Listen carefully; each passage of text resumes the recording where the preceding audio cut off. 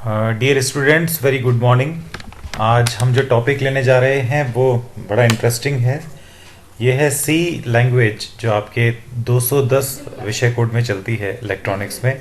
उसके अंदर switch statements या स्विच केस के बारे में हम पढ़ेंगे। मेरा नाम भरत गोकलानी है और मैं गवर्नमेंट पॉलिटेक्निक कॉलेज अजमेर में कंप्यूटर साइंस विषय में लेक्चरर हूँ।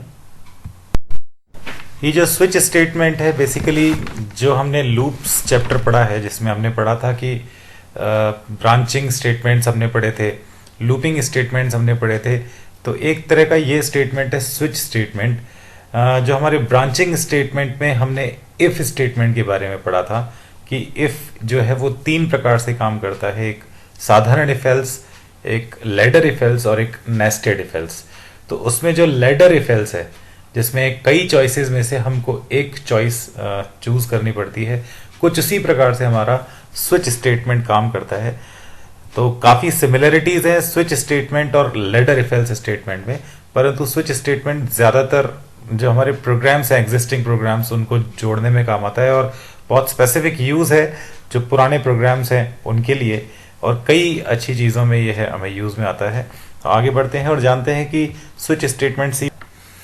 तो इसकी जो लैंग्वेज परिभाषा है, a switch statement allows a variable to be tested for equality against a list of values.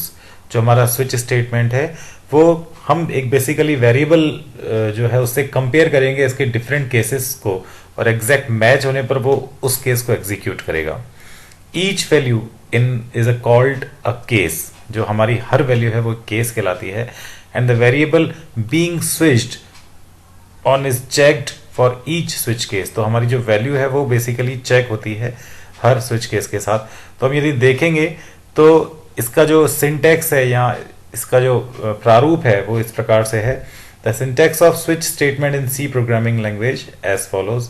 सबसे पहले हम स्विच लिखेंगे, जो एक कीवर्ड है सी भाषा का, और उसमें या तो एक्सप्रेशन या जो भी हम वैल्यू लिख रहे हैं, कीवर्ड लिख रहे हो, वेरिएबल लिख रहे हैं जिसकी वैल्यू मैच करानी है, ये स्टार्ट होगा। मंझले ब्रैकेट्स के अंदर हम सबसे पहले केस भी एक कीवर्ड है, और उसके आगे हम जिस वेरिएबल की वैल्यू से मैच कराना चाहते हैं, जिस एक्सप्रेशन से मैच कराना चाहते हैं वो लिखेंगे। फिर से कॉलन लगाएंगे, स्टेटमेंट्स लिखेंगे और ब्रेक लगाएंगे, ब्रेक के बाद सेमीकोलन। तो ये हर केस में आपको दिखेगा कि इस प्रकार से हम लोग करते हैं। और आखिरी में यदि आप देखेंगे तो दिखेगा आपको एक डिफॉल्ट का अर्थ है कि यदि हमने जो वैल्यूज एंटर की हैं वो किसी भी केस से मैच नहीं हुई तो अल्टीमेटली वो डिफॉल्ट केस में चली जाएंगी। यहाँ हम मेंशन कर सकते हैं कि आपकी चॉइस गलत है या आपने गलत एंटर किया है, आप कृपया दोबारा एंटर करें। तो बड़े ही आसानी से हम समझ सकते हैं कि स्विच केस किस प्रकार से काम करता है। हम चलते हैं अगली। यहाँ कुछ रूल्स हैं, जो रूल्स को हमको ध्यान रखना है कि स्विच केस में क्या क्या रूल्स अप्लाई होते हैं। सबसे पहले जो हम स्विच के अंदर वैल्यू देंगे, जो एक्सप्रेशन देंगे, the expression is used in switch statement must have an integrated और इनुमरेटेड टाइप। ये इनुमरेटेड सी लैंग्वेज में एक स्पेशल टर्म है, इनम जिसको कहते हैं, जिसके बारे में हम भविष्य में चर्चा करेंगे। तो आज हम सिर्फ एक इंटीग्रल पार्ट स्विच केस में लेकर और उसका प्रोग्राम बनाने की कोशिश करेंगे। तो एक्सप्रेशन जो है उसके अंदर या तो कोई इंटीजर या फिर कोई इनम टाइप का डेटा हो सकता है। You can have any number of case statements with in a switch. ऐसा नहीं है कि कोई लिमिटेशन है, जो स्विच केस के अंदर हम जितने भी केसेस हैं वो ले सकते हैं, कोई इसकी लिमिटेशन नहीं है। Each case is followed by a value to be compared to and colon. तो आखिर में हम लोग जिस भी वैल्यू से कंपेयर करनी है वो वैल्यू लिखेंगे और कॉलन से एंड करेंगे। The constant expression for a case must be the same data type as the variable in the switch. तो ये तो क्लियर ही है कि जो हम स्विच के अंदर वैल्यू दे रहे हैं उसका डेटा मैच होना चाहिए जो हम इनपुट प्रोवाइड कर रहे हैं, and it must be constant और लिटरल। वो कोई वर्ड नहीं होना चाहिए, वो बेसिकली एक लिटरल यानी कांस्टेंट होना चाहिए। Whether a variable being switched और is equal to the case, the statements following the case will execute until a break statement is reached. इसका अर्थ है कि जब भी कोई वैल्यू मैच होती है तो उस केस के अंदर एंटर होगा हमारा, और जो भी एग्जीक्यूशन एंटर होगा, और तब तक ये एग्जीक्यूट होगा जब तक हमें ब्रेक स्टेटमेंट एनकाउंटर नहीं हो जाता। ब्रेक स्टेटमेंट हम जानते ही हैं कि जिस भी ब्लॉक के अंदर है उस ब्लॉक से बाहर आने का काम करता है। तो ब्रेक बेसिकली हमें स्विच के अंदर से किसी भी ब्लॉक से केस से बाहर आने का काम करता है। When a break statement is reached, the switch terminates and the flow of control jumped to the next line following the switch statement.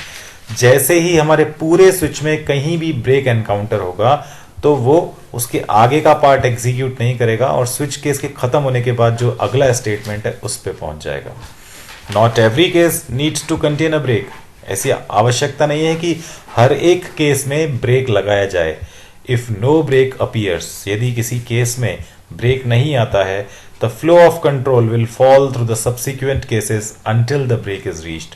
तब हमारा जो फ्लो है, जो हमारा कंट्रोल है, वो अगले केसेस में चलता जाएगा जब तक कि ब्रेक नहीं मिल जाता. अ switch statement can have optional default. तो यहाँ ध्यान दीजिए कि डिफॉल्ट आपके हाथ में, आप लगाएं या न लगाएं. यदि आप लगाते हैं तो उस कंडीशन में ऊपर से जो वैल्यूज आ रही हैं यदि किसी केस से मैच नहीं हुई तो डिफॉल्ट में जाएंगी, अन्यथा एनकाउंटर नहीं होगा तो बाहर आ जाएगा स्विच से. Which must appear at the end of switch. ये डिफॉल्ट हमें एंड में लगाना आवश्यक है. The default case can be used for performing a task when none of the cases is true. ये क्लियर है कि जब कोई भी केस ट्रू नहीं होता है. No break is needed in the default case. तो जैसा हमारा डिफॉल्ट केस हम अंत में लगा रहे हैं, तो अंत में आप चाहें तो ब्रेक लगाएं और चाहें तो ब्रेक न लगाएं. ये आप देखेंगे तो फ्लो डायग्राम है हमारा. हम स्विच केस में कोई एक्सप्रेशन या वैल्यू को मैच कर रहे हैं. अगर उसकी मैचिंग 1 से हो जाती है तो 1 वाला केस ब्लॉक एग्जीक्यूट होगा, अगर 2 से होती है तो 2 वाला एंड सो ऑन. और इस प्रकार से इन केसेस में जिसमें ब्लॉक हमने ब्रेक लगाया है वहां से बाहर आ जाएगा. और आखिरी में डिफॉल्ट है, वो किसी भी केस के मैच ना होने पर यहाँ पर आपका एग्जीक्यूशन ट्रांसफर हो जाएगा. अब हम एक एग्जाम्पल लेंगे.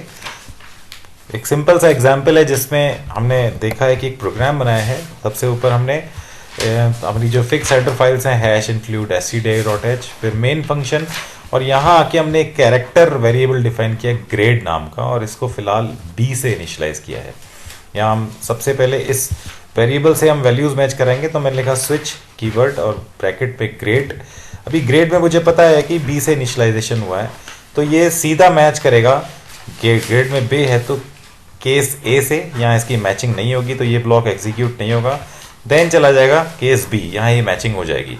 इस मैचिंग की होती है बी ब्लॉक के अंदर, चूंकि कोई स्टेटमेंट नहीं है और ब्रेक भी नहीं लिखा हुआ है तो ये सीधा चलाएगा ब्लॉक सी के अंदर.